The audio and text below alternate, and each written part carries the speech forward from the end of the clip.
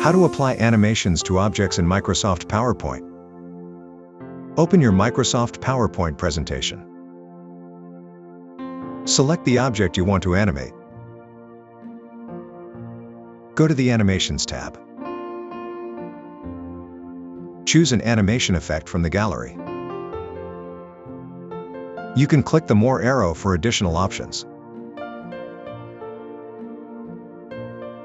To adjust the speed of the animation, look for the duration setting on the right side of the Animations tab. A duration of around 0.5 to 1 second often works well for most animations.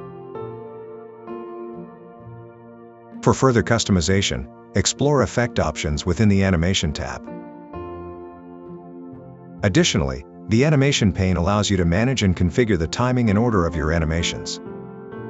Consider using subtle entrance animations to introduce elements, emphasis animations to draw attention, and exit animations to conclude smoothly. Done.